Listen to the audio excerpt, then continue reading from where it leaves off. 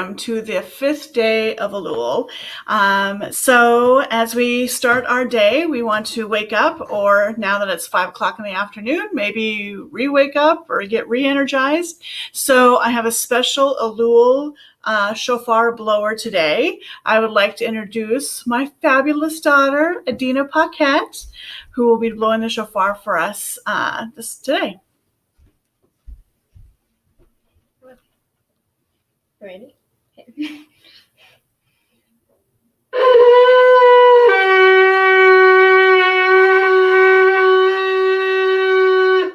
Thank you.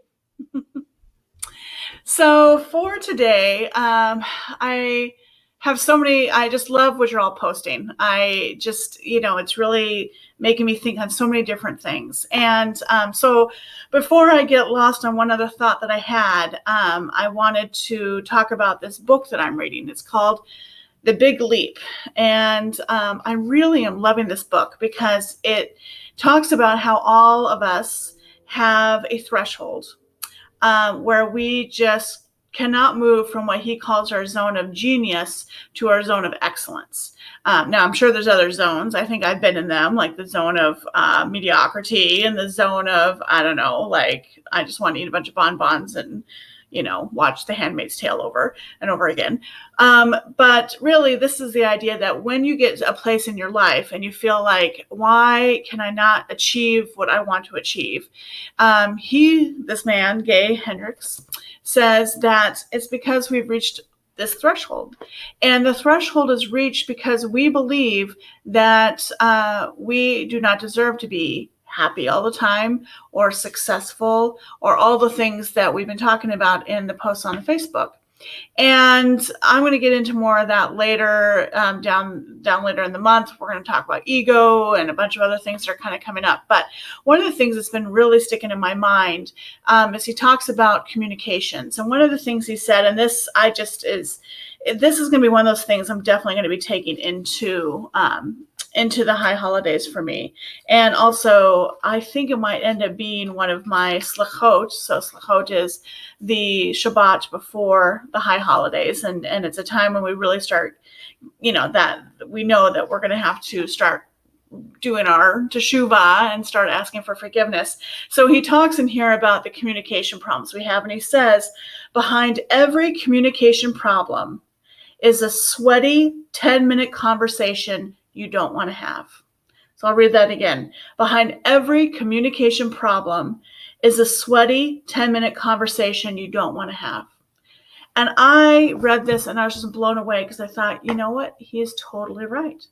I cannot tell you how many times I have avoided people, situations, because there is some uncomfortable, awkward, terrible conversation that I know that needs to be had, and I don't want to do it, either because I'm ashamed or because, mostly I guess it would probably be shame. I mean, everything kind of goes there. I mean, fear of being seen that I'm stupid, fear of inadequacies, all of those things come back to feeling ashamed and humiliated.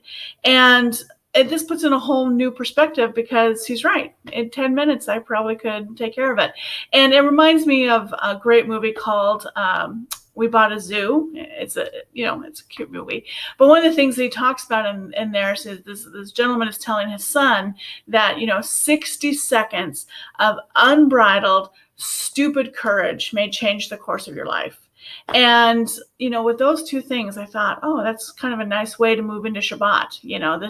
This, as I believe it was Harold Kushner said, that Shabbat is a palace of time.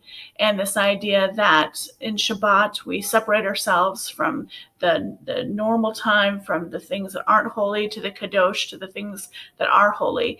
And as we move into Shabbat for tomorrow, that idea of time, this 10 minutes, these 60 seconds, the time that we have on this earth, how am I making sure to make the most of it? So that's going to be my question for day 6. And you can feel free to answer this question, or you can answer your own questions or pose your own questions, or just write whatever you want to write. But my question is really going to be, and I'm going to make it specific for this Shabbat weekend, how am I using my time? Am I using it effectively? And one of the things that I'm using to sort of gauge my effectiveness is another great book that I started reading called The Morning Miracle.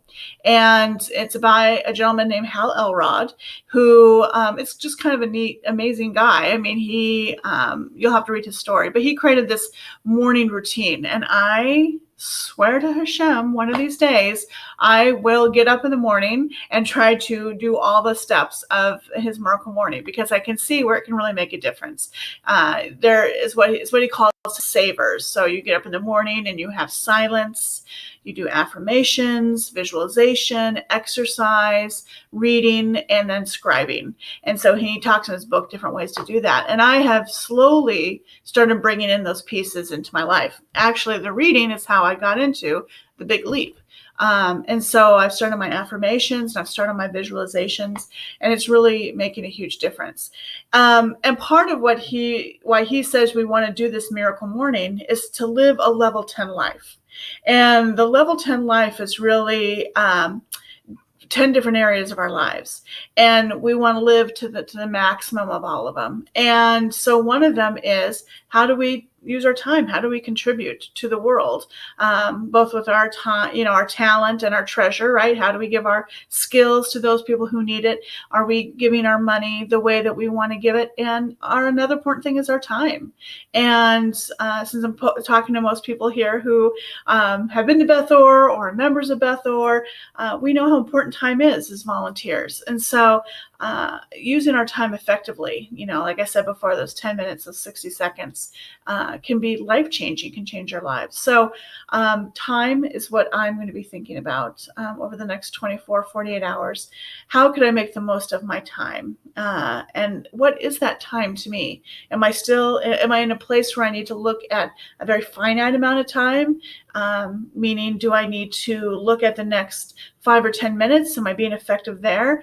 And what about the next 5, 10 years? Do I have a vision for that? So those are the things that are going through my mind today. So with that, I hope you have a wonderful rest of your Thursday and going into Shabbat, and a very blessed Shabbat.